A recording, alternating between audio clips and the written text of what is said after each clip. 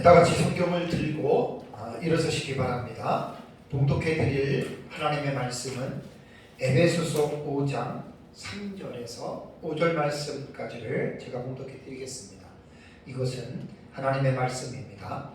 음행과 온갖 더러운 것과 탐욕은 너희 중에서 그 이름조차도 부르지 말라. 이는 성도에게 마땅한 바니라. 누추함과 어리석은 말이나 희롱의 말이 마땅치 아니하니 오히려 감사하는 말을 하라. 너희도 정녕 이것을 알거니와 음행하는 자나 더러운 자나 탐하는 자 곧 우상 숭배자는 다 그리스도와 하나님의 나라에서 기업을 얻지 못하리니. 아멘. 다 같이 앉으시기 바랍니다. 오전 예배 시간에는 5장 1절과 2절에 대해서 제가 말씀을 전했습니다. 에베소 5장 1절과 2절의 말씀은 우리가 장으로는 이제 4장과 5장이 넘어간 것으로 보이지만 그런 개념으로 성경을 보면 안 된다 그랬습니다. 4장 25절부터 시작되는 내용과 연결되는 문장이에요. 그러니까 그 덩어리가 보면 큰 덩어리가 있죠, 그죠? 큰 덩어리가 있고 그 덩어리 안에 어떤 단락들이 이렇게 나눠져 있고 또 그 단락 안에는 또 문장들이 이렇게 모여 있어요. 이런 식으로 생각을 하면 됩니다. 그래서 에베소서 5장 1절과 2절은 4장 25절부터 시작되는 그 큰 단락으로 보면 됩니다. 거기서 시작이 되면서 이제 5장 1절과 2절은 그 단락에, 그 덩어리에 쉽게 말하면 결론 부분에 해당이 됩니다. 결론. 그래서 오전에 그 부분을 자세하게 말씀을 드렸고요. 5장 1절과 2절은 두 가지 내용을 담고 있다고 그랬죠. 첫째는 하늘에 속한 새 사람을 입은 성도들은 그리스도의 공동체인 교회의 그 장성한 분량이 이르기까지 자라가는데 그러기 위해서는 하나님을 본받는 자들이 되어야 한다. 참 중요한 말입니다. 되어라라고 하는 동사에 대해서도 제가 디포테, 중간태, 수동태죠. 이제 능동으로 해석하라는 것이고 명령형이고 그죠? 현재형이고 상당히 그 동사는 그런 부분들을 잘 우리가 캐치해야 됩니다. 둘째는 그리스도께서 너희를 사랑하신 것 같이 너희도 서로 사랑 가운데서 행하라. 행하지 않으면 아무것도 아니죠. 행하지 않으면 아무것도 아닙니다. 그래서 이제 예수님을 믿고 우리가 구원에 대한 이 부분을 논할 때에는 매 시간마다 제가 4주 동안 계속 말씀을 드리는 것은 구원은 완성이 된 게 아닙니다. 그래서 이제 소명부터 시작해가지고 소명, 중생, 회개, 그 다음에 믿음, 칭의, 양자 요 6가지는 순식간에 단번에 딱 이루어져요. 그럼 이건 다시 거꾸로 돌아갈 수가 없어요. 이미 이루어진 거예요. 그러니까 구원이 시작이 된 거죠. 그러고 나서 이제 성화라고 하는 이제 예수님을 닮는 거. 그게 이제 성화가 하나님 말씀 순종하라. 그게 사실 성화에 대한 부분이고, 그 다음에 선행, 착한 일을 해라. 그 다 하나님 말씀 순종하는 성화와 직관된 거예요. 그래서 이제 그거를 생각해서 제가 이제 에베소서에 있는 4장 이후의 부분을 볼 때 제가 이제 그 부분에 대해서 좀 강조를 합니다. 자, 그럼 이제 3절을 제가 봉독을 했잖아요. 3절을 보면은 우리말은 음행과 온갖 더러운 것과 탐욕은 너희 중에서 그 이름조차도 부르지 말라라고 이렇게 지금 문장이 이어지잖아요. 그죠? 문장이 이어지는데 제가 왜 5장 1절과 2절을 구분하고 3절부터를 또 새로운 단락으로 제가 이것을 만들었냐면 기성남 교수님 책에 보면은 나옵니다. 거기에 보면은 그분은 이제 5장 2절까지를 하나의 덩어리로 봤는데 그 덩어리로 본 이유가 5장 3절을 보면 우리말 성경에는 여기 보면 접속사를 번역을 안 했어요. 제가 이것 때문에 좀 여러 군데를 찾아봤는데 왜 선교자들이 원문을 봐야 되냐면 반드시 원문을 봐야 됩니다. 공부를 해야 됩니다. 저도 잘 모르지만 계속 공부를 하는데 5장 3절을 보면 헬라어에 보면은 대라고 접속사는 이 접속사가 나와요. 접속사. 접속사라고 하는 말은 뭐냐면 앞에 있는 문장과 연결시켜주는 그 역할을 하잖아요. 그런데 요 대라고 하는 이 접속사가 원어 사전을 보면은 대등 접속사로 나오거든요. 대등 접속사라고 하는 말은 뭐냐면 앞에 있는 문장, 그러니까 5장 1절과 2절, 이게 지금 3절에 들어가는데 대가 있다고 했습니다. 1절과 2절과 대등한 차원에서 이 3절을 읽으라는 말이에요. 그래서 파싱된, 분해된 그 부분을 보면은 대등 접속사로 이렇게 나오거든요. 그러면 3절의 내용이 은행가운과 더러운 것과 주 이것이 앞에 있는 문장과 대등한 같은 조건으로 읽어야 된다고 했는데 그 개성을 교신 책에 보면은 이 접속사가 무슨 접속사라고 얘기를 하면 역접 접속사라고 이렇게 나왔어요. 역접. 그러니까 모르면 항상 공부를 해야 되는 거예요. 그러니까 설교를 하면서 계속 공부를 하는 거죠. 역접이라고 하는 이 단어를 요즘에는 인터넷이 뭐 다 선생인데 딱 쳐보면 역접이라고 하는 말은 뭐냐면 이제 영어에도 많이 나오고 모든 그 언어 체계 속에서는 역접 접속사라는 게 나와요. 이게 뭐냐면 앞에 문장의 내용과 반대되는 혹은 대립되는 내용을 이을 때 접속사인데 그럴 때는 그것을 역접 접속사라고 그래요. 그래서 제가 딱 본문을 봤더니 대등 접속사는 거의 비슷하게 같은 내용으로 읽는데 역접은 반대되는 개념이에요. 그래서 3절을 보면 헬라 원문에는 대라고 하는 대등 접속사인데 내용을 보니까 이것은 앞에 것과 반대가 되는 것. 그래서 이것이 역접 접속사인데 영어 성경을 보면은 뭐라고 나왔냐면은 3절 앞에 but이라고 하는 접속사가 들어가요. 그러나가 들어가요. 그래서 제가 가지고 있는 바이블 X에 보면은 바이블 X에는 영어 버전이 몇 개가 있냐면 ASB, BBE, 그 다음에 다비, NASB, NIV, 그 다음에 N 킹 제임스 버전, 뉴 킹 제임스 버전이 있고 그 다음에 NRSV, RSV, 그 다음에 YLT. 그러니까 하나, 둘, 셋, 넷, 다섯, 여섯, 일곱, 9개가 제 바이블 X에 있거든요. 전 영어를 잘 못해도 딱 보니까 8개, 그러니까 YLT만 빼놓고 8개는 전부 다 3절이 딱 but으로 시작돼요. but. 뭘 말하고 제가 싶냐면 영어 성경 거의 다가 보면은 3절을 번역할 때 역접 접속사의 의미를 집어넣었다는 거예요. 역접 접속사의 의미를. 그러니까 우리가 에베소서를 제가 보면서 원문을 통해서 접속사들이 한 반 정도는 이 번역을 안 돼 있어요. 우리말 성경은. 이거 정말 문제가 많습니다. 이 성경 번역학자들이 좀 정신을 차리고 다른 버전의 성경을 번역할 때 꼭 접속사는 살려야 됩니다. 그리고 우리말 그 성경은 제가 베들레헴 CD가 있거든요. 베들레헴 CD에 지금 몇 개가 있냐면 하나, 둘, 셋, 넷, 이제 또 봐봐요. 베들레헴, 거기에 개역 한글, 개역 개정, 새번역, 발음, 현대인, 공동, 쉬운, 우리말, 한글 킹 제임스, 현대어, 킹 제임스 흔적, 그다음에 카톨릭 12개의 그 베들레헴에는 이 성경이 다 깔려 있어요. 그래서 제가 책을 쓸 때도 이걸 다 내가 원하는 본문은 12개 들어가서 다 보거든요. 이번에도 에베소 5장 3절을 12개를 다 봤는데 참 안타까운 게 뭔지 아셔요? 아까 잠깐 영역본에는 YLT는 but이 아니고 and로 했어요. and.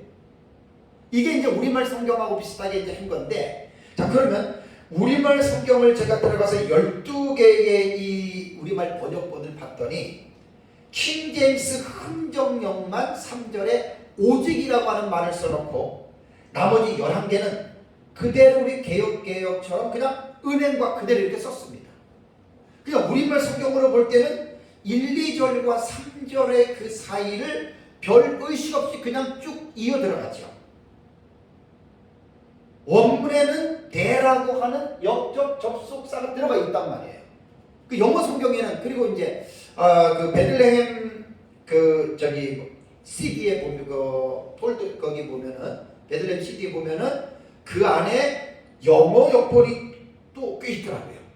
그러니까 뭐 영어를 내가 능숙히 못하니까 웬만하면 안 보는데 요 5장 3절을 들어가 봤어요. 거기에는 한 벗이 빠진 게 한 몇 개의 버전이 있기는 한데 거의 제가 알기로는 영어 번역본에서는 3분의 2, 한 4, 5분의 한 4 정도는 거의 벗을 다 집어넣었어요.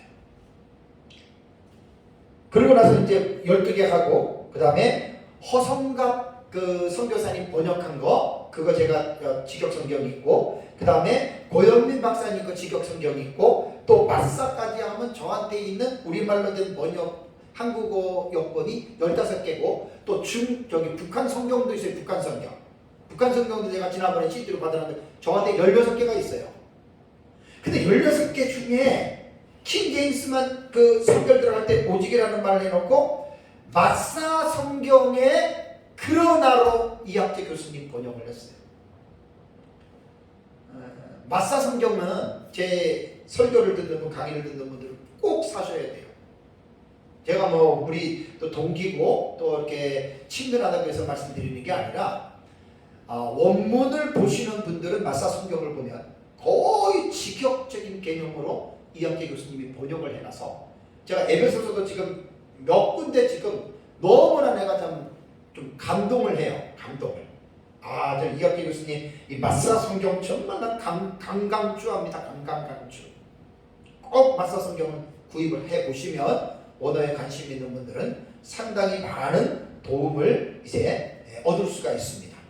그래서 이 3절을 들어갈 때는 이학재 교수님 성경에는 이렇게 씁니다. 그러나 음행과 모든 부정과 호구타는 이렇게 들어가는 거예요. 그러면 3절 우리 들어갈 때 우리말 성경에 음행과 온갖 더러운 것과 이렇게 하면 그냥 2절에 대해서 별 의식 없이 그냥 쭉 들어가는데 여기에 대라고 하는 벗이라고 하는 그러나가 딱 들어가면 1, 2절과 좀 다르네? 그죠? 그런 개념이 딱 생기잖아요. 이걸 접속사인데 역접 접속사예요. 잘 해놨어요. 역시 학자들은 접속사 하나를 보더라도 뭐 우위 접속사, 대등 접속사, 역접 접속사 이런 것들이 다 그런 의미들이 있는 거거든요. 그래서 이학재 교수님의 그 마사 성경이 참 제가 볼 때는 탁월합니다. 아마 전체를 그렇게 잘 해놓으신 것 같아요. 자, 그러면 이제 5장 3절부터는 제가 새로운 또 단락으로 지금 보는 거예요. 그죠? 새로운 단락으로. 그러니까 4장 25절부터 5장 2절까지를 큰 덩어리고 그 다음에 이제 5장 3절부터는 또 새로운 단락이 형성이 되는 겁니다. 자, 그래서 이제 새로운 단락이 형성이 되니까 내가 이제 5장에 대한 부분들을 약간 간단하게 여러분들한테 썸머리해서 말씀을 드리겠습니다. 자, 5장을 보시면 3절에서 7절까지를 눈으로 보시면 이게 한 단락으로 봅니다. 이 내용은 음행과 탐욕에 대한 아주 강력한 권고를 담고 있습니다. 이런 자들은 하나님의 나라를 유업으로 받지 못한다. 아주 무서운 말입니다. 다음에 8절부터 14절이 또 하나의 단락이 되는데요. 하나의 단락이 되는데 빛의 자녀들을 위해서 어떻게 살아가야 되느냐. 참 성경은 매우 구체적입니다. 그리고 이제 15절부터 17절까지를 또 하나의 단락으로 본다면 그리스도인들이 지혜로운 삶을 살아갈 것에 대해서 권고하고 있고요. 그 다음에 18절과 21절을 또 하나의 단락으로 보면 성령 충만한 삶을 살아가야 된다. 그리고 22절과 33절은 아내와 남편에 대한 부부간의 도리에 대해서 에베소 5장에 들어가면 이렇게 말씀이 기술이 되어져 있습니다. 그러면서 이제 6장으로 넘어가게 되는데 그때 6장 가면 그때 가서 제가 또 하나하나 여러분들에게 말씀을 드리겠습니다. 이번 시간에는 5장 3절과 7절 단락에 대해서 말씀을 살펴보는데 이번 시간에는 3절과 5절까지만 제가 설교합니다. 웬만한 사람 제가 막 많이 안 하려고 그래요. 한 절만 가지고 한 시간만 해도 정말 풍성하게 할 수가 있거든요. 그래서 3절과 5절을 제가 이번 시간에 설교하고 한 시간 하고 그 다음에 이제 4절과 7절은 다음 주 오전 예배에 제가 설교를 하는 걸로 하겠습니다. 그러면 우선 3절에서 7절에 대한 이 단락을 개요라 그러죠. 전체적으로 말씀을 드리면 아까 말씀드린 대로 3절과 7절은 음행과 탐욕에 관한 경고와 언어 생활에 대해서 권면을 하는데 세부적으로 말씀드리면 3절은 음행과 온갖 더러운 것과 탐욕은 그 이름도 부르지 말아라. 이름조차도 부르지 말아라. 이번 시간 설교합니다. 4절에 음담과 어리석은 말과 희롱의 말은 하지 말고 대신에 감사하는 말을 하라. 5절은 음행하는 자와 탐하는 자는 하나님의 나라의 기업을 받지 못한다. 천국 못 간다 이거예요. 요거 지금 이번 시간에 3, 4, 5절 하고 다음 주에 할게 6절은 불순종의 아들들에게 하나님의 진노가 임한다. 하나님은 사랑의 하나님이지만 사랑은 양면성이 있어요. 사랑은 공의가 있습니다. 공의를 봐야 됩니다. 심판도 사랑에 들어갑니다.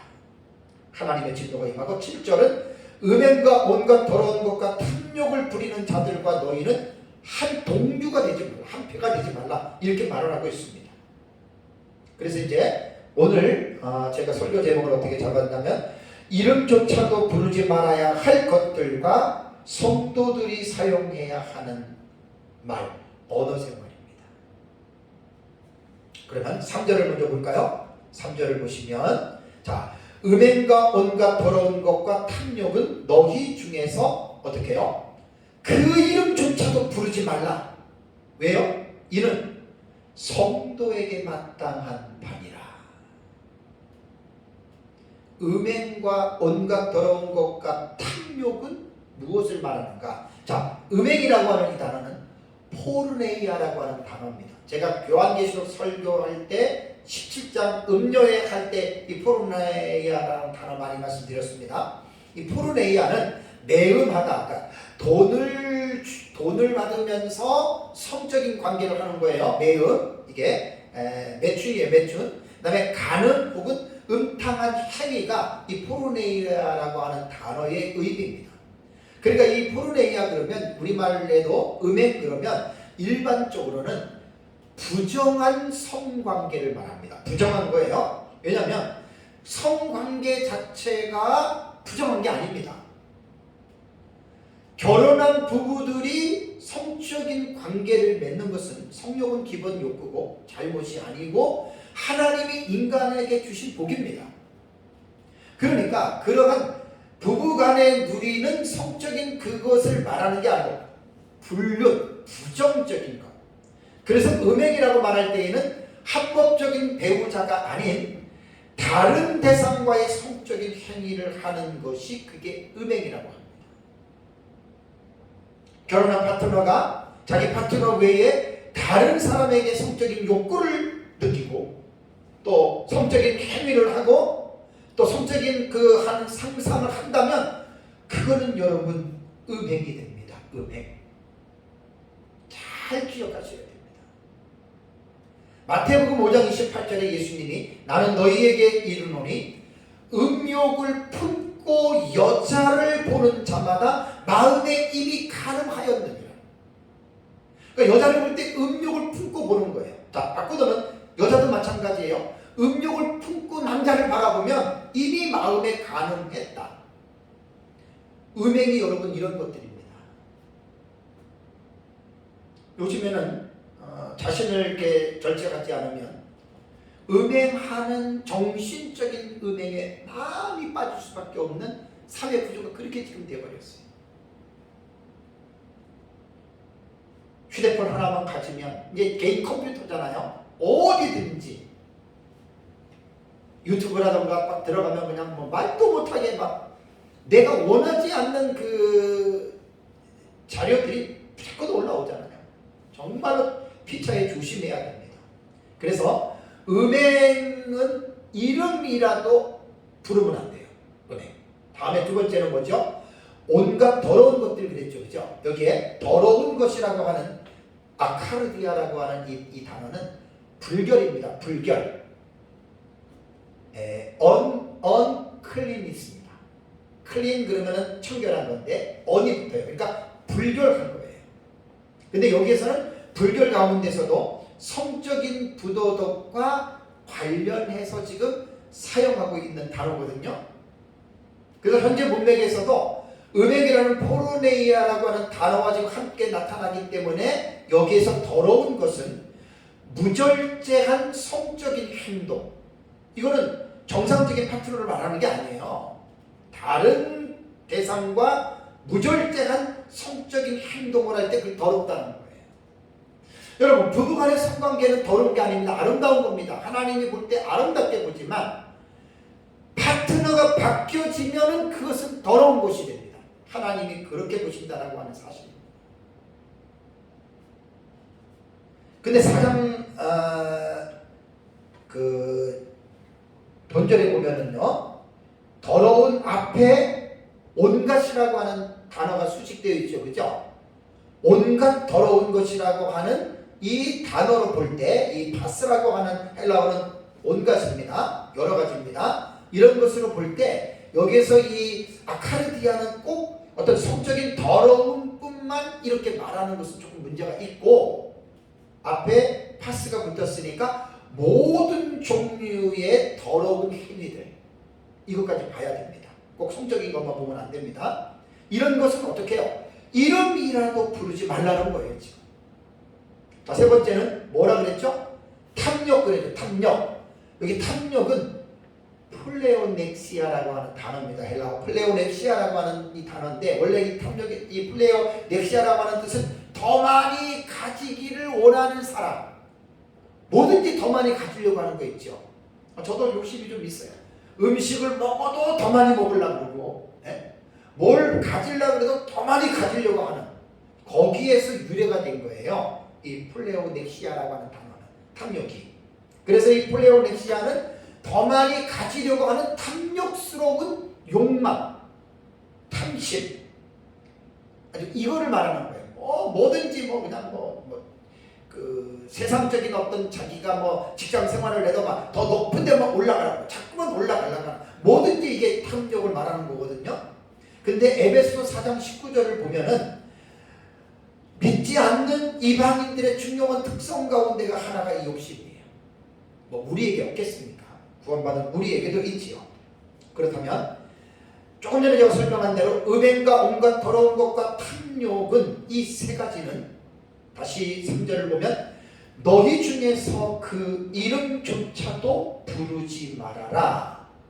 부르지 말라는 거예요. 동사는 좀 이따 설명할게요. 되게 중요해요, 이것도요. 그 이유는 뭐지요? 이는 성도에게 마땅하다는 거예요. 여기 부르지 말라라고 하는 말은요, 부르지 말라, 부르다라고 하는 말이 오노마제스도라고 하는 단어예요. 오노마제스도라고 하는 단어인데 말하라라고 하는 부정이 들어가요. 헬라어로 보면은 메데가 됩니다. 메데. 기억나시죠? 메 플러스 현재 명령. 이게 그런 거예요. 메데 플러스 현재 명령이에요. 지난번에는 제가 메 플러스 현재 명령이라고 그랬잖아요. 메, 나스예요. 나 영어로 말하면 나. 부정이에요, 부정. 말하라. 아니다, 그런 거거든요. 그러니까 부르는 것을 부르지 말아라는 거예요. 여기에서 이 메 플러스는 낫이라고 그랬는데 여기에 메하고 뭐가 붙었죠? 대가 붙었죠, 그죠? 대는 아까 첫 시간에도 말했죠. 대는 뭐냐면 영어로는 벗이에요. 그러나라는 뜻이에요. 그러면 아니다 앞에 그러나 말하라, 그런 뜻이잖아요, 그죠? 자, 그러면 여기에서 이 부르지 말라라고 하는 이 말은, 메데라고 하는 말은 메 플러스, 이것도 명령 현재 수동이에요. 이게 여기 부르지 말라라고 하는 이 오노마제스도는 명령형이고 현재형이고, 이 태는 수동태거든요. 그러니까 이거는 바울이 지금 에베소 교회 성도들에게 하지 마라고 하는 지금 수동적인 의미로 말을 하고 있는 내용이거든요. 그러면 여기에서도 뭐냐면 메프라스 명령법은 뭐라 그랬어요? 지금 하고 있는 것을 금지하는 거죠. 여기다가 대라고 하는 것이 또 더 붙었어요. 그러니까 그리고 그러나, 그러니까 금지해 그러면서 또 그러나 하지마. 그럼 무슨 뜻이에요? 금지하는 것을 더 강조하는 거예요. 그러니까 하지마라고 메프라스 명령법은 현재 명령 지금 하지마 그러는데 대가 붙어버려 어떻게? 계속 하지마 그런 뜻이란 말이에요. 그러니까 음행과 온갖 더러운 것과 탐욕은 예수 믿고 구원받은 성도들은 그 이름조차도 계속 하지마 이런 뜻이란 말이에요. 이 뉘앙스가 아주 동사가 헬라어 동사는 난 너무 나는 이 동사만 보면 내가 매력에 빠져요. 이렇게 우리가 성경을 읽어내야 돼요. 계속 금지하라는 거예요. 메프라스 현재 명령은 지금 하고 있는 것을 금지하는 건데 대라고 하는 것이 다시 들어가서 매대가 돼버리면은 계속이에요. 계속 강조하는 겁니다. 현재형이니까 계속해서 이거는 강조하는 거죠. 그래서 무엇 때문에 바울은 에베소 교회 성도들에게 음행과 온갖 더러운 것은 매대용법을 써서 현재 그것도 명령형으로 계속적으로 이것을 금지할까? 아까 말씀드린 대로 이는 성도에게 마땅한 바니라. 마땅하다라고 하는 말이 프레포라고 하는 단어거든요.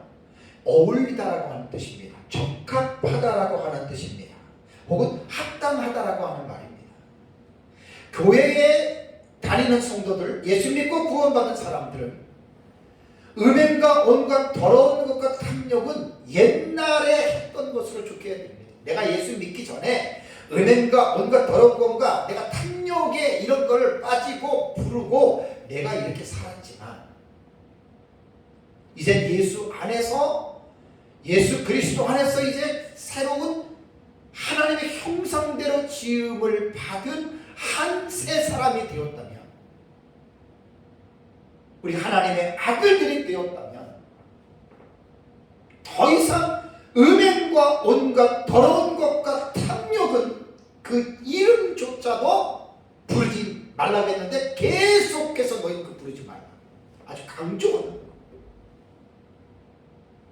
우리들 마음에 새겨야 됩니다. 정말 새겨야 됩니다. 두 번째는 4절을 보면은 언어에 대한 교훈을 하지요. 4절은 뭐라 그랬죠? 누추함과 어리석은 말이나 희롱의 말이 마땅하지 아니하니 오히려 감사하는 말을 하라. 언어는 사람이 세상을 살아가면서 매우 중요한 요소 가운데 하나입니다. 특히 하늘에 속한 새 사람을 입은 성도들은 말 조심해야 됩니다. 성도로서 해야 할 말이 있고 하지 말아야 할 말이 있는데 오늘 4절에서는 부도덕한 말 3가지 유형을 하지 말고 한 가지 말을 하라 이렇게 교훈하고 있거든요. 그렇다고 꼭 요 4절 말씀처럼 성도들이 이것만 하라는 게 아니라 언어는 계속 뒤에도 또 강조가 되더라고요. 그때 가서 또 이렇게 지정된 그 언어에 대해서 제가 말씀을 드리는 걸로 하고요. 성도로서 하지 말아야 할 3가지 종류의 말은 오늘 4절에는 누추한 말, 어리석은 말, 희롱의 말 하지 말아라. 그런데 여기 누추함과 어리석음과 희롱이라고 하는 말 요거는요 신약 성경에 딱 한 번씩 사용됐어요. 요 본문에. 다른 본문에는 이 단어가 안 나옵니다. 자, 그렇다면 누추한 말은 뭘까요? 아이스크로테스라고 하는 이 헬라어 단어는 원래 뜻이 부끄러움 혹은 수치, 추함, 사악함 이런 것을 뜻합니다. 이 단어가. 근데 이 세번역 성경에는 추잡한 행동으로 이렇게 번역을 했고 공동 번역은 추잡한 말로 했습니다. 그래서 기선한 교수님 책에 보면 킹 제임스 버전이나 그다음에 NASB 버전에는 그냥 말을 빼고 추잡함이라고 이렇게 했거든요. 우리말도 그냥 누추한 그랬잖아요. 누추함. 그런데 이 본절을 4절과 5절, 3절에서 쭉 연결돼서 여러분 보면은 본절에는 언어에 대한 부분을 강조하는 것으로 이것은 봐야 됩니다. 주장권 어떤 행동보다도 말에 대한 것이다의 4절을 보면 이런 말을 하지 말고 이런 말을 하라. 그러니까 여기에서 아이스크로테스라고 하는 말은 뭐냐면 이 부끄러운 말 이런 건데 음란하고 풍기를 문란하게 하거나 어리석고 지저분한 말들, 부도덕한 말 이런 말로서 이 아이스크로테스는 여러분이 해석하는 게 좋습니다. 그래서 여기에서 이제 누추함이라고 하는 말은 이제 일반 버전에 보면은 이제 음란한 말로 이제 이렇게 말하는 거예요.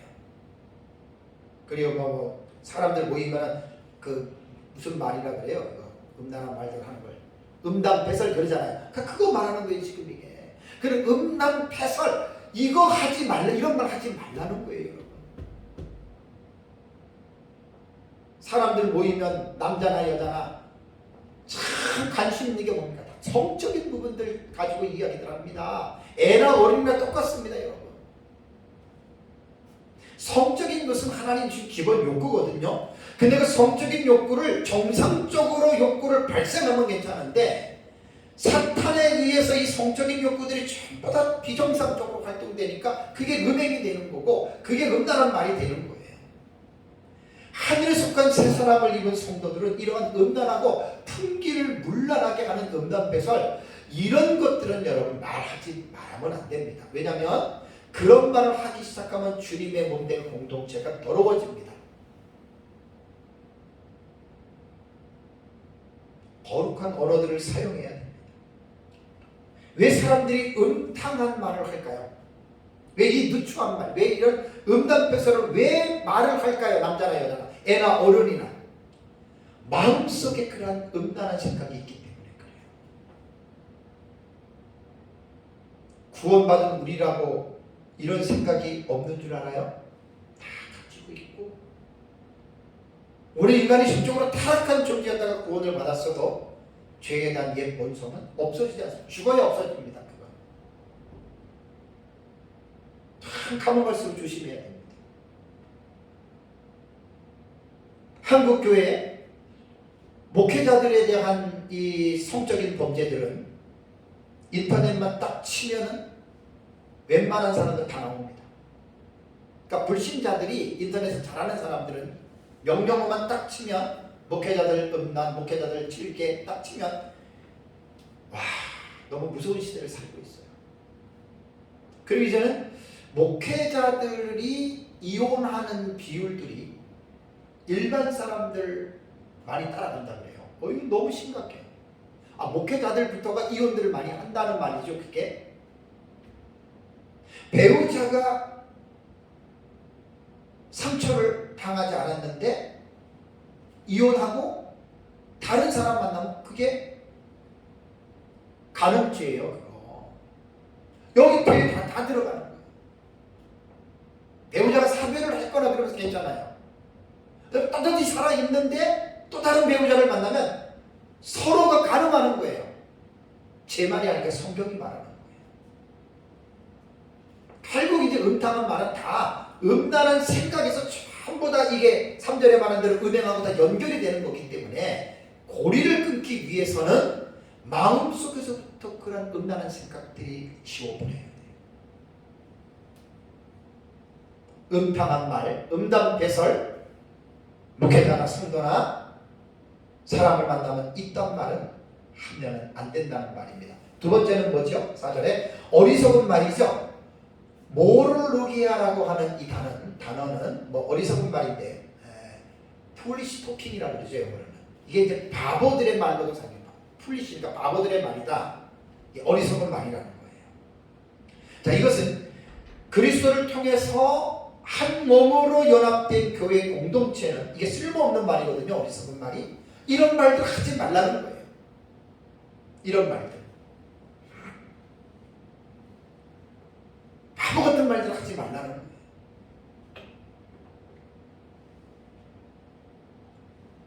왜냐하면 말은 반드시 세력화가 됩니다. 세력화. 그 말 자체가 그룹을 짓게 만들고 그게 어떤 파워가 형성이 돼서 그 말을 통해서 인간의 공동체는 세워지기도 하고 무너지기도 해요. 제가 40년 예수를 믿고 33년째 목회를 하면서 개인으로도 그렇고 교회로도 그렇고 주변도 그렇고 수도 없이 많이 봤는데 문제 있는 교회들의 100% 특징이 다 말입니다. 말에서 시작이 되고 말로 다 끝납니다. 어리석은 말, 바보 같은 말들은 피차이 하지 말아야 됩니다. 그래서 어리석은 말의 반대가 지혜로운 말이잖아요. 지혜로운 말들을 구사하셔야 됩니다. 다음에 세 번째는 무슨 말이죠? 희롱의 말 그랬잖아요. 이런 말 하지 말라 그랬잖아요.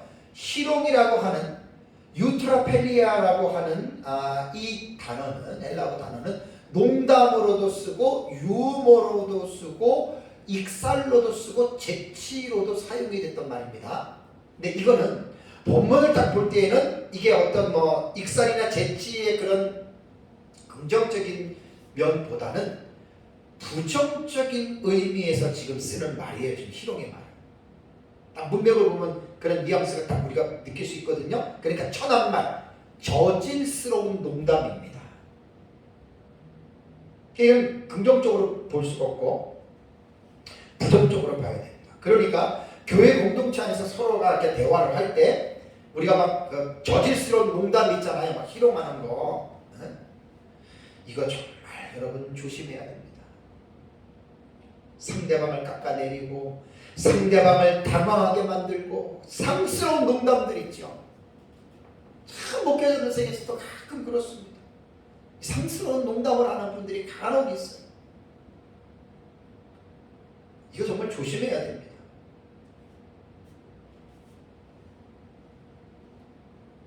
그래서 4절에서는 마땅치 아니하다라는 말이에요. 합당하지 않다. 이런 걸 사용하지 말라는 거예요.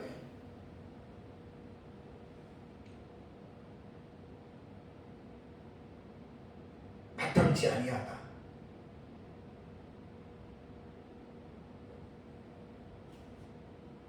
특히 우리 사람들하고 만날 때 이 희롱의 말 하면 안 됩니다. 상대방 우습게 깎아내리고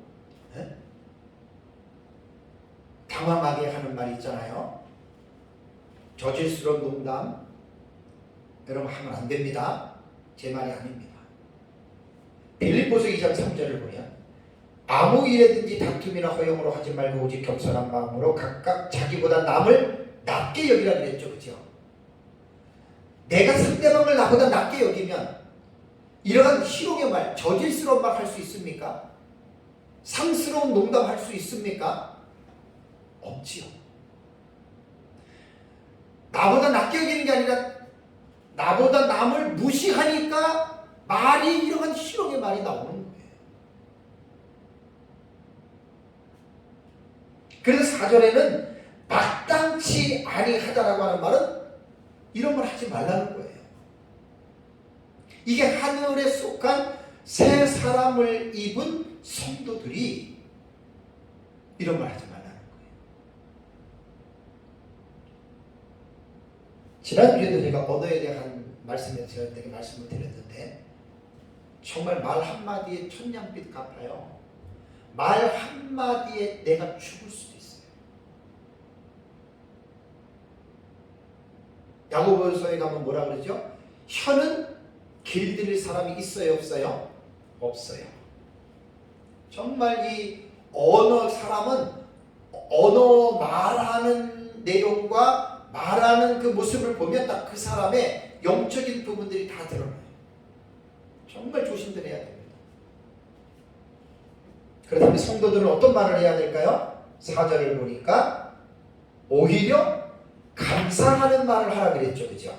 감사하는 말, 이게 뭐냐면 유카리스티아라고 하는 단어입니다. 헬라어 유카리스티아.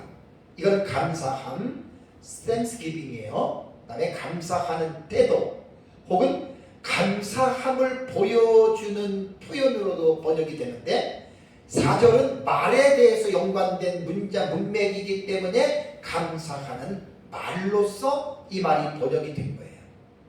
그러니까 성도들은 누추함이나 어리석은 말이나 희롱의 말 이런 말 하지 말고 오히려 감사하는 말을 해라. 그런데 4절 안에서는 어떤 감사를 하라는 말이 내용이 나오지 않았죠. 그죠? 요 본문에서는 감사는 뭐에 감사하라는 그것을 명시하지 않았잖아요. 그러면 에베소 안에서 보면은 에베소 1장 16절에 바울이 에베소 교회 성도들을 기도할 때 너희로 말미암아 하나님 앞에 감사하기를 그치지 아니한다. 여기에 이제 유카리스티아라고 하는 단어가 썼고, 그 다음에 에베소 5장 20절에 범사에 우리 주 예수 그리스도의 이름으로 항상 아버지 하나님께 감사하며, 여기에서 이 유카리스티아라고 하는 이 감사는 하나님과 관계돼요. 그죠? 하나님과 연관되어져서 감사를 하고 있잖아요. 그래서 우리는 에베소서 안에서 살펴보면은 하나님은 창세전에 그리스도 안에서 우리를 선택하셨죠. 그죠? 그리고 자신이 기뻐하시는 뜻대로 우리를 예정했다. 이것이 1장 4절과 5절에 나옵니다. 그리고 우리는 허물들과 죄들로 죽었던 본질성 진노의 자녀들이었는데 2장 1절 하나님과 원수되었던 우리를 예수 그리스도께서 자신의 육체로 하나님과 막힌 담을 허물어뜨리시고 십자가의 피로써 우리를 막힌 담을 허물어뜨리고 구원하신 것이 2장 13절과 16절에 나옵니다. 그리고 성도들을 함께 하늘에 앉혀주셨다라고 하는 것이 2장 6절에 나오고요. 또 만물을 통일하시는 일을 함께 구원받은 자들과 이루어가게 계신다라고 하는 말이 1장 10절에 나오고, 그 다음에 교회로 말미암아 하나님의 각종 지혜를 하늘에 있는 통치자들과 권세자들과 세상 사람들에게 하나님의 각종 지혜를 알리게 하는 것이 3장 10절에 나와요. 그럼 감사하는 말은 뭘까요?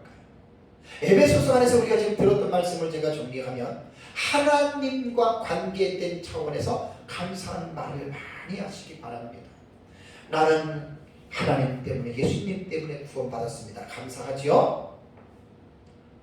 우리 가정이, 내가 하는 일이, 내 건강이, 내가 지금 살아가고 있는 것이 다 하나님이 내게, 하나님이 우리 가정에, 하나님이 우리 교회에, 하나님이 우리에게 베풀어 주신 값없는 은혜로 말미암아 우리는 이렇게 살아가고 있습니다. 이게 다 하나님께 감사하는 말이에요. 남편이, 아내가, 자식이 누가 잘해서 이렇게 됐다라고 말하기보다는 하나님이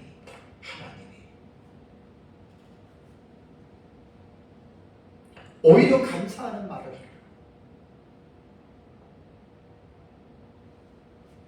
지난주에도 노함, 분냄, 떠드는 악독, 비방하는 말 4장 31절에서 제가 설교했잖아요. 말이 얼마나 중요한지 몰라요. 그런 말들 하지 말고 감사하는 말을 하세요. 감사하는.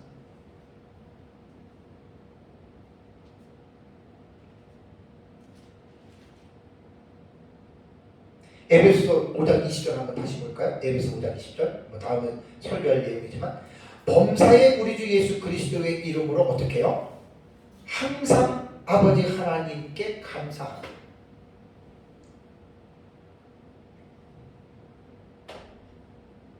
하나님을 향해서도 감사, 사람들을 향해서도 감사합니다.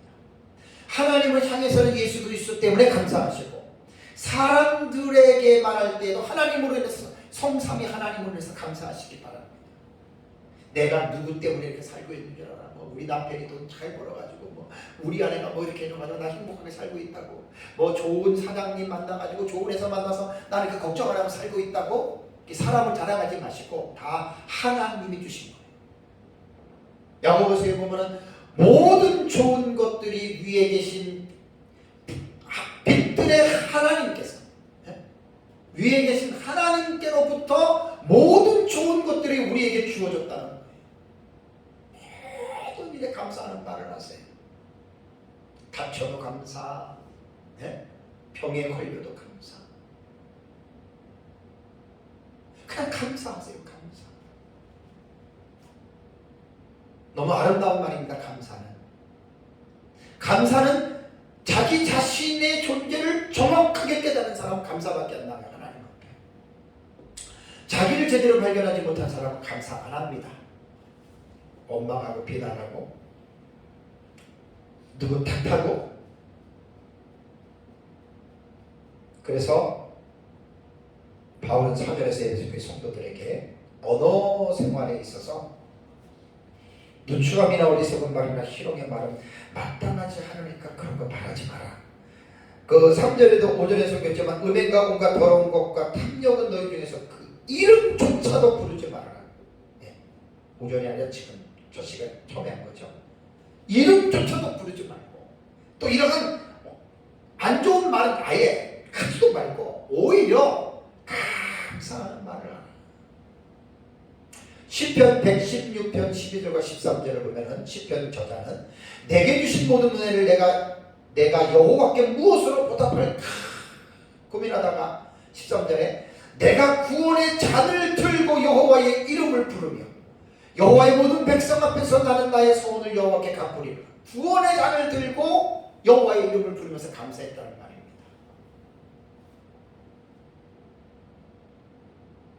정말 말 조심해야 됩니다. 우리는 정말 감사하는 말 하시기 바랍니다. 상대방이 조금 내게 부족해도 그냥 감사하다는 말, 이거 정말 어려워요. 저도 못해요. 근데 그렇게 하시는 게 좋아요. 정말 감사하는 말은요, 그 감사가 열매를 맺어요. 제가 어떤 분한테 얘기를 들었는데, 그 제가 설교 시간에 될 수 있으면 내가 이와 같은 한데 넘어갈게요. 성경만 해석하는 것만 해도 뭐 시간이 모자란데 그 얘기하면 또 시간이 뺏겨서 아주 좋은 예화들이라 넘어가겠습니다. 어쨌든 자, 그 다음에 이제 마지막 5절입니다. 5절은 참 무서운 말인데요. 5절을 먼저 읽어볼까요?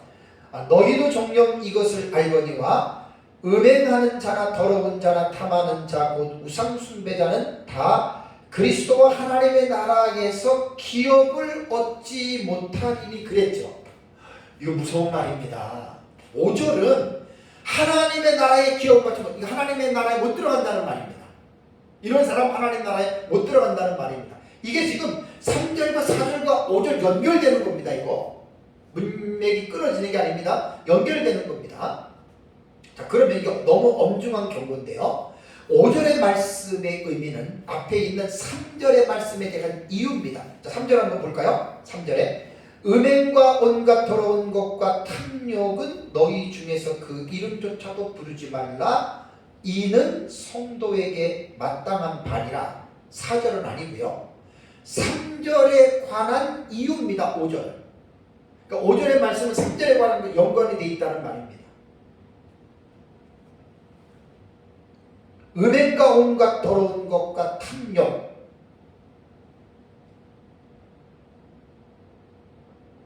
그래서 음행하는 5절에 음행하는 자나 더러운 자나 탐하는 자나 곧 탐하는 자가 우상 숭배자거든요. 그리스도와 하나님의 나라.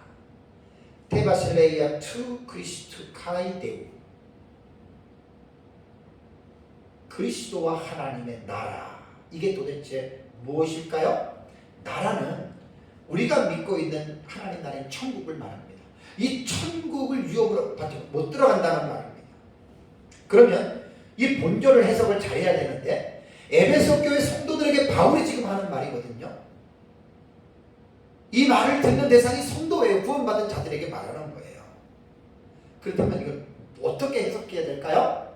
두 가지 해석법이 있습니다. 첫째는 에베소 교회 안에 구원받은 성도 가운데에게 이러한 일을 행함으로 말미암아 하나님 나라를 못 들어간다라고 본문을 읽을 수가 있어요. 구원받았어도 음행과 더러운 것과 탐하는 자 우상 숭배를 했기 때문에 그 사람은 구원받아서 지옥 간다라고 이렇게 볼 수가 있고, 두 번째는 구원받은 사람들이 혹여나 이러한 죄를 지으면 하나님 나라에 들어가지 못하기 때문에 이러한 죄를 지었다면 회개하고 다시는 그런 죄를 짓지 말아라라고 하는 경고의 의미로 생각할 수가 있습니다. 자, 전자의 해석이 옳을까요? 후자의 해석이 옳을까요? 전자의 해석으로 보는 사람들은 행위 구원론에 빠진 사람들이고, 정말 성경에서 구원론에 대한 올바른 구원론을 정립한 사람들은 당연히 후자로 봅니다. 저도 후자로 봅니다. 지지난주부터 제가 이제 구원과 성화에 관해서 여러분에게 말씀을 드리는데, 여러분 우리가 예수 믿고 구원 확신이 있고 우리가 구원의 길을 들어갔다 하더라도 불완전해요. 완전한 사람들이 아니에요. 본질은 바꿔졌지만 아직은 옛사람의 죄악된 본성들이 이 땅에 사는 날까지는 그것이 우리 안에서 계속해서 역사를 해요. 죄를 짓지 말아야지 하면서도 죄져요. 조그만 죄가 아니라 아주 엄청난 큰 죄도 지을 수 있어요. 구원받은 사람. 어떤 사람들은 어떻게 구원받은 사람이 그런 큰 죄를 질 수가 있느냐? 저 사람은 구원을 받지 못했기 때문에 뭐 살인하고 가늠하고 뭐 온갖 못된 짓 하지 않는데, 그 사람은 자기 자신도 모르고 성경을 제대로 모르는 사람이에요. 다윗을 보세요. 다윗이 무슨 짓을 했죠? 간음, 청부살인, 성경에 그런 유명한 솔로몬은 우상숭배, 하나님이 나타나서 너 우상숭배 하지만 2번이나 직접 말씀했는데도 솔로몬 우상숭배했습니다. 그러면 다윗과 솔로몬 지옥 갔나요? 아닙니다. 다윗과 솔로몬 회개했습니다.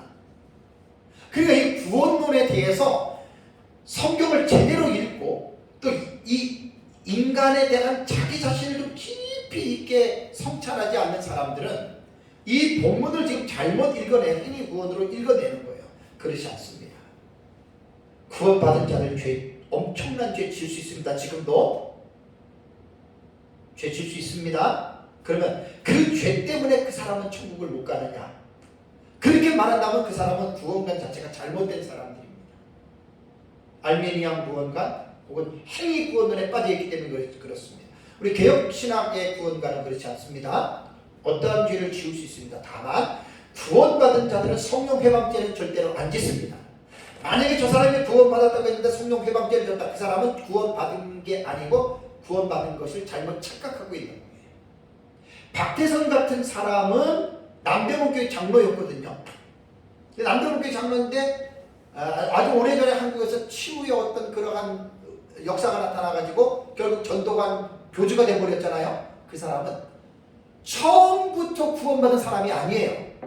그런 사람들은 교회에 들어와서 장로가 되고 구원받은 사람인 것처럼 행세했을 뿐이지 그런 사람은 처음부터 구원받은 사람이 아닙니다. 이게 우리 개혁주의 구원관에서 보는 정확한 이게 가르침이에요.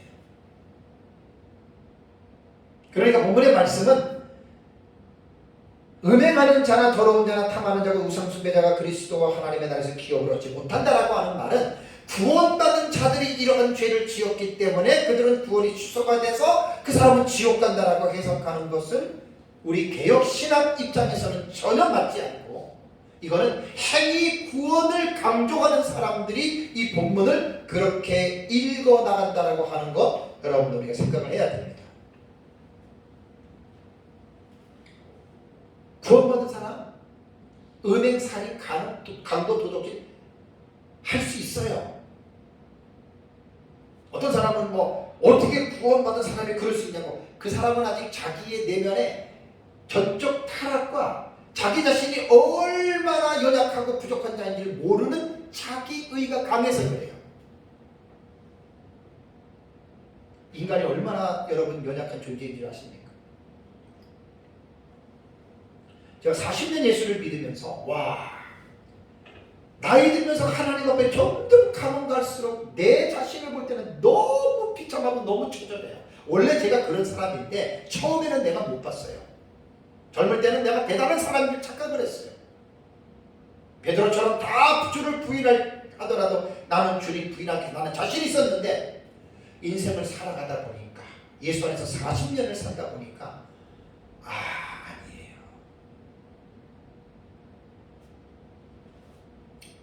그래서 저는 바울을 좋아하는 게, 내가 죄인 중에 괴수다라고 하는 고백은 그냥 듣기 좋으라고 바울이 한 말이 아니거든요.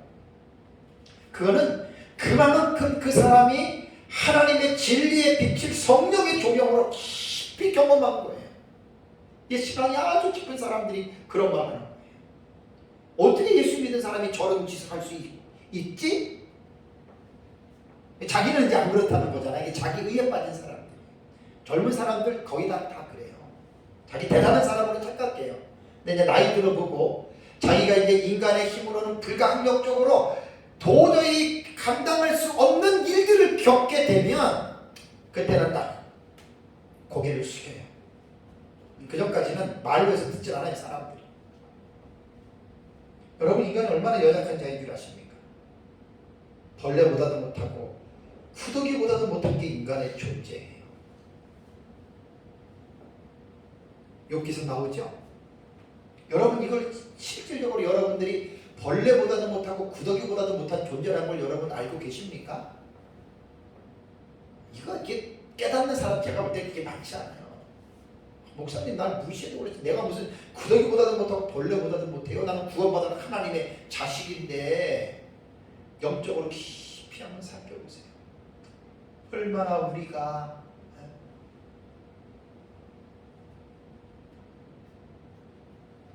제가 요한계시록 설교할 때 많이 말씀드렸습니다. 요한계시록 21장 8절을 보면 지옥 가는 사람들의 죄를 열거하기를 8가지 열거했어요. 그렇죠? 갈라디아서 5장 19절 21절을 보면 육체의 일은 분명하니 음행, 더러운 것, 호색, 우상숭배, 주술, 원수 맺는 것, 분쟁, 시기, 분냄, 당짓는 것, 분열함, 이단과 투기와 술취함과 방탕함과 그와 같은 것 16가지 이상이잖아요. 바울은 갈라디아 교인들에게 뭐라고 했냐면 전에 너에게 경계한 것 같이 경계하노니 이런 일을 하는 자들은 하나님의 나라를 위험으로 받지 못한다. 이런 일 하는 사람 조금 못 가요.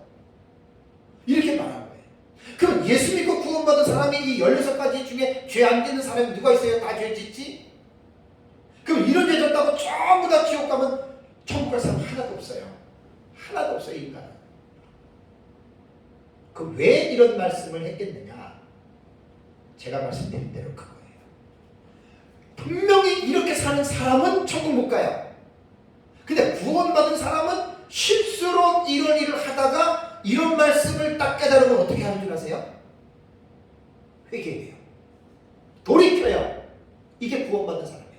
구원받은 사람이라고 전혀 이런 죄를 안 짓는다. 그 사람 웃긴 사람이에요. 정말 바보 같은 사람이에요. 자기 자신도 모르고 성경이 뭔지도 모르는 자기 의에 충만한 사람이에요. 자기가 얼마나 추악하고 못된 인간인 줄 알아요? 구원받은 사람은 이제 다 져요.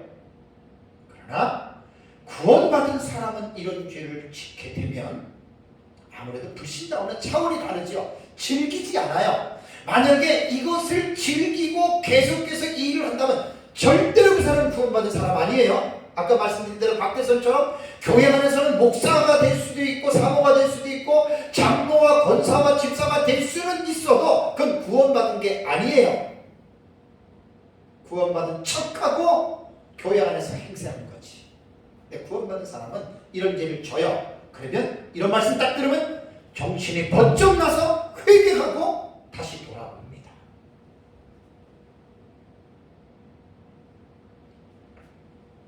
많은 사람들이 지옥은 왜 가느냐?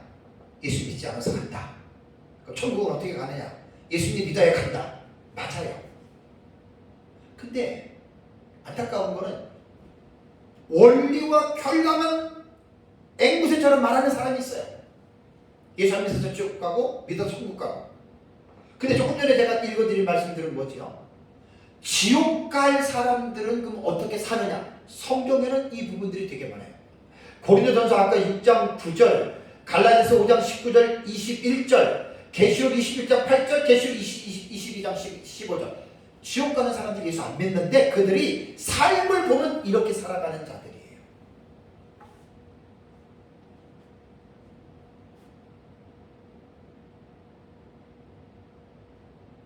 고린도전서 6장 9절 10절에도 불의한 자가 하나님의 나라를 유업으로 받지 못할 줄을 알지 못하느냐.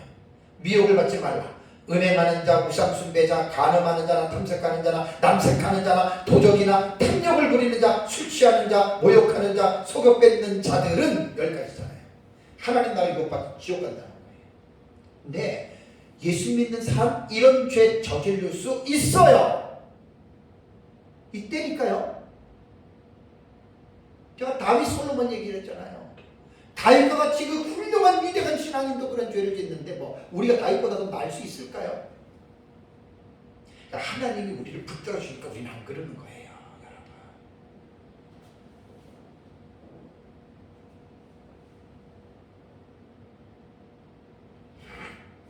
여러분. 5장 3절 이 말씀을 다시 한번 정리해서 말씀드릴게요. 자, 음행하는 자와 더러운 행실의 삶을 살아가는 자와 탐욕을 부리는 자, 이 자는 누구냐? 곧 탐욕은 뭐라 그랬습니까?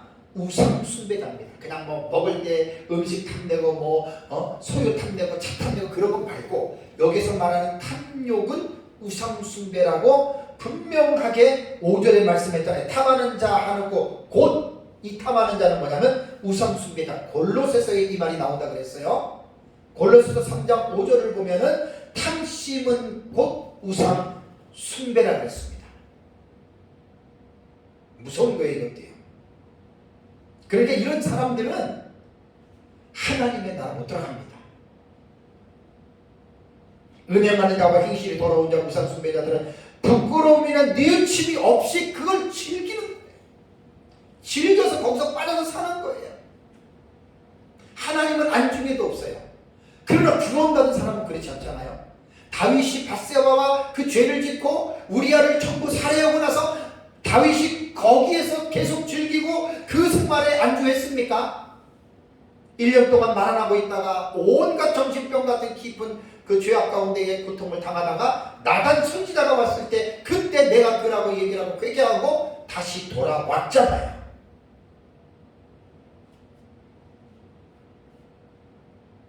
그러니까 구원받은 사람은 실수로나 몇 번 이런 죄는 질 수 있어도 절대로 이 죄악 가운데에 안주하지 않습니다. 이게 구원받은 사람입니다. 너무나 교회 안에서 구원에 대한 부분들을 이렇게 다 구원론에 연관되는 말씀이에요. 제가 이 구원론을 좀 폭넓게 이해를 해야 되는데 어떤 사람은 막 조직신앙만 강해가지고 막 조직신앙적으로만 탁탁을 얘기하는데 이게 안 그래요. 구원 간단하게 이렇게 말할 게 아니에요.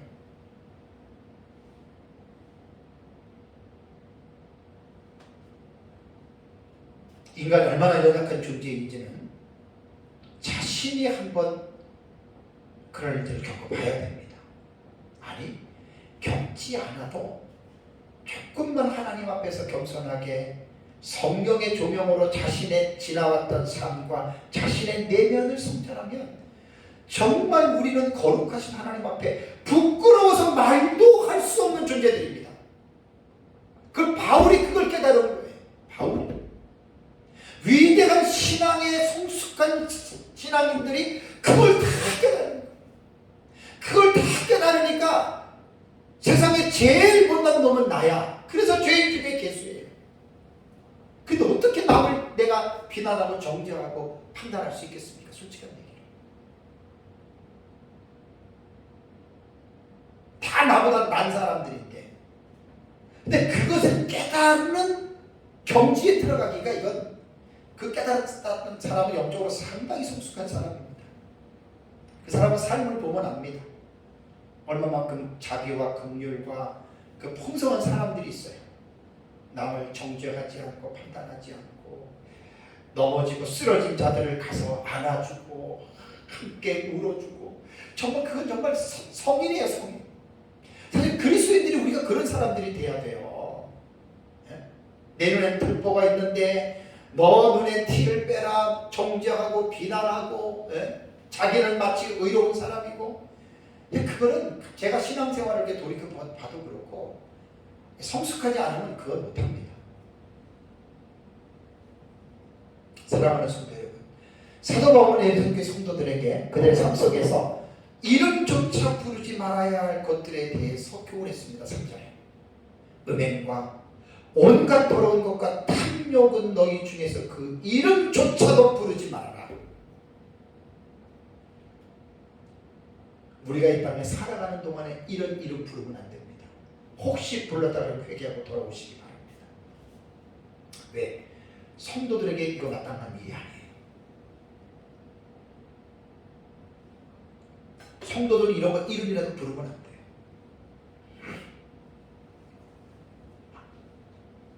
그리고 성도들이 사용해야 할 언어에 대해서 4절에 말했죠. 누추함과 어리석은 말이나 희롱의 말은 마땅하지 않아요. 이런 말 절대로 하면 안 됩니다. 혹여라도 했다면 회개하고 다시 돌아오시기 바랍니다. 그리고 우리가 해야 할 말은 감사하는 말을 하시기 바랍니다. 감사하세요. 가족 중에 누가 막 다쳤다, 지인 중에 누가 다쳤는데 이렇게 했다 그러면 그거 원망하지 말고 뭐 누구 비난하지 말고 감사하세요. 왜? 야, 이것만 해도 천만 다행이다. 야, 우리 하나님께 감사하자. 그런 말이란 말이에요. 지금 의미가. 너 뭐 사업 뭐 방해 때문에 야, 그래도 감사하세요. 하나님이 이만큼이라도 한 게, 야, 뭔가 너에게 하나님이 다른 어떤 계획이 있겠지. 우리 하나님께 감사하자. 이런 식으로 하시라는 얘기예요. 모든 일을 매사에.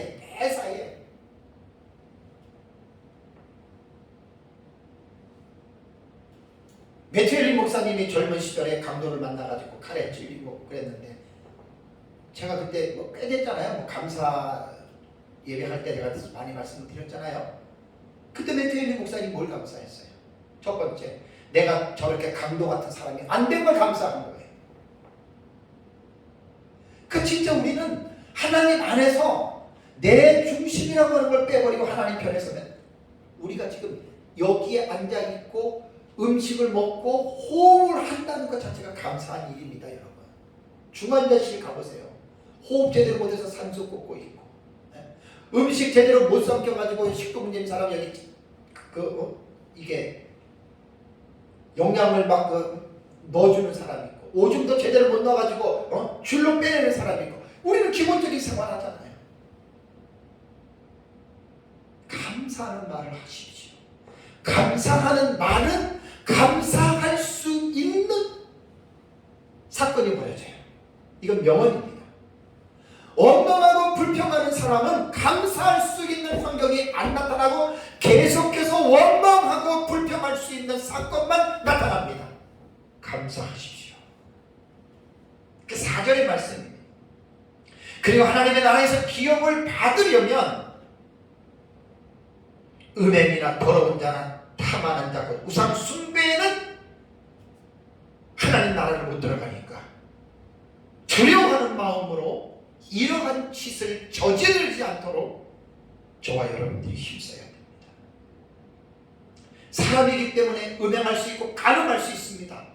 아니, 살인도 할 수 있습니다.